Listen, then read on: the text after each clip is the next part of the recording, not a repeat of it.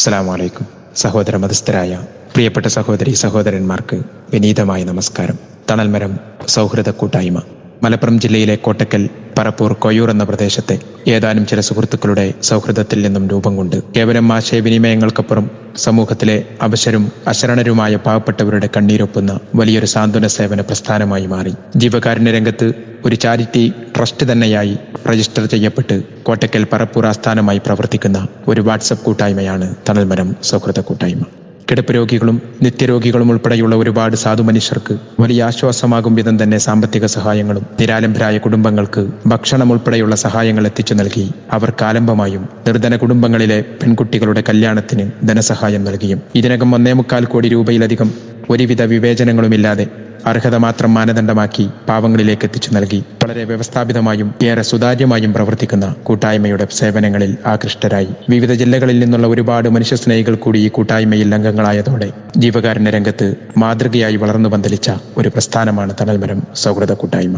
ജീവകാരുണ്യ രംഗത്ത് സാമ്പത്തിക സഹായങ്ങൾ നൽകി വരുന്നതോടൊപ്പം തന്നെ 2018 പ്രളയകാലത്ത് എറണാകുളം ജില്ലയിലെ പറവൂരിലും 2019 ഉരുൾപൊട്ടൽ നിരവധി മനുഷ്യജീവനുകൾ അപഹരിച്ച നിലമ്പൂർ കവളപ്പാറയിലും വയനാട്ടിലെ പുത്തുമലയിലും ദുരന്തമുഖത്ത് സന്നദ്ധ സേവനങ്ങൾക്ക് നേരിട്ടിറങ്ങി ദുരിതബാധിതർക്ക് സഹായങ്ങൾ എത്തിച്ചു നൽകി സാന്ത്വന സേവന രംഗത്തു കൂടി ശ്ലാഘനീയമായ പ്രവർത്തനങ്ങൾക്ക് തണൽമരം നേതൃത്വം നൽകിയിട്ടുണ്ട്.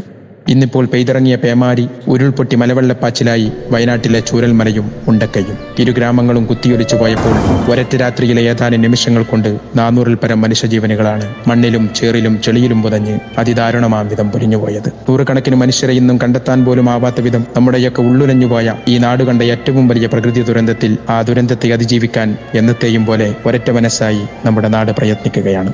ഉറ്റവരും മുടയവരും നഷ്ടപ്പെട്ട് തീരാനഷ്ടങ്ങളും നോവും മാത്രം ബാക്കിയായ വയനാട്ടിലെ ഹതഭാഗ്യരായ മനുഷ്യരുടെ പുനരധിവാസത്തിൽ തണൽമരം സൗഹൃദ കൂട്ടായ്മയും പങ്കുചേരുകയാണ്.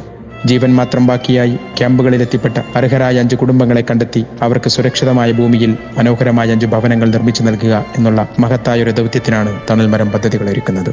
60 ലക്ഷത്തോളം രൂപ ചെലവ് വരുന്ന പദ്ധതിക്കായി ഭൂമി കണ്ടെത്തി പ്രാരംഭഘട്ട പ്രവർത്തനങ്ങൾക്ക് ഇതിനകം തന്നെ തുടക്കമായത് നിങ്ങളൊക്കെ അറിഞ്ഞു കാണുമെന്ന് കരുതുന്നു. സംഭവിച്ച ദുരന്തത്തിന്റെ വ്യാപ്തിയും ആഘാതവും പരിഗണിച്ചാൽ ഏറെ നിസ്സാരമെങ്കിലും തണൽമരം പോലുള്ളൊരു വാട്സപ്പ് കൂട്ടായ്മയെ സംബന്ധിച്ച് അത്ര ചെറുതല്ലാത്തൊരു പദ്ധതി തന്നെയാണ് വയനാടിനായി മുന്നോട്ട് വെക്കുന്നത്.